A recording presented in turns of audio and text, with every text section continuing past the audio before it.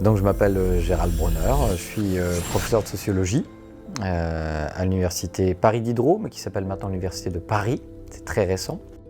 Mon parcours professionnel, j'ai d'abord commencé mes études à Nancy, je suis originaire de Nancy.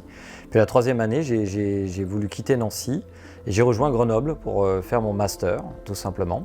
J'ai fait là-bas aussi ce qu'on appelait à l'époque un DEA, c'est-à-dire un master 2, puis ma thèse. Puis j'ai été assistant de fac à l'université de Grenoble. Donc d'étudiant, je suis passé presque immédiatement, comme beaucoup de doctorants, dans le rôle très intimidant d'avoir à donner des cours. Je travaille, je crois que c'est le terme le plus général, sur les croyances collectives, quelle que soit leur forme.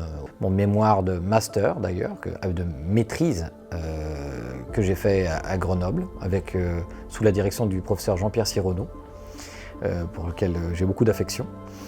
Et bien ça portait sur la superstition.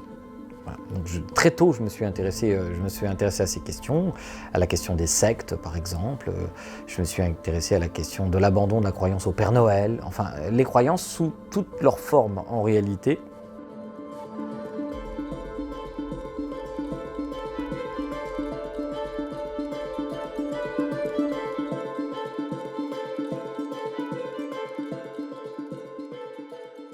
Si je suis allé à Grenoble, c'était parce que je ne pouvais pas aller à Paris, et parce qu'à Grenoble, ils travaillaient sur l'imaginaire. Et je me suis dit, l'imaginaire, les croyances, ça va le faire. Et j'ai pu donc apprécier le dynamisme de la ville. Et j'y revenais très régulièrement, parce que j'avais de bons amis. Et puis on m'y invitait aussi à faire des conférences, etc. Puis je dois dire que j'y suis encore invité très régulièrement. Par des libraires, il y a la zététique, le mouvement rationaliste est assez fort à Grenoble, donc il m'y invite très régulièrement, mais voilà, j'ai tellement honnêtement de sollicitations que je dois faire un petit peu des choix. Comme je suis beaucoup allé à Grenoble, j'ai levé le pied, mais ça me donne envie d'y retourner.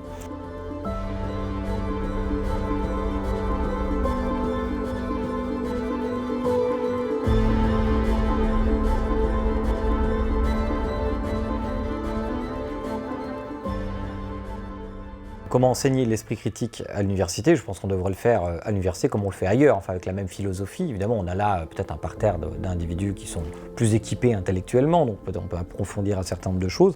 Je crois d'abord qu'il faut tout simplement enseigner les limites de notre esprit. Quels sont les grands biais, les grands lestes qui pèsent sur notre représentation du monde? C'est pas seulement des biais cognitifs, on en parle beaucoup, c'est très important, mais il n'y a pas que ça. Il y a des stéréotypes sociaux, culturels qui entravent un peu notre façon de voir, et puis notre rationalité, elle est aussi incarcérée dans un espace et dans un temps particulier.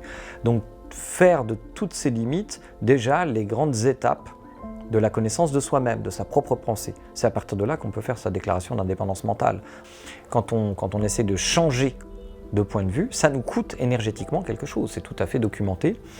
Et donc c'est un peu ça aussi la rationalité. Il ne faut pas être rationnel tout le temps, c'est pas ça que je dis, hein, bien entendu. Mais quand même, il faut doter ces jeunes esprits d'un système immunitaire intellectuel qui soit quand même robuste. Sinon, nous allons succomber à l'épidémie de crédulité, quoi, voilà.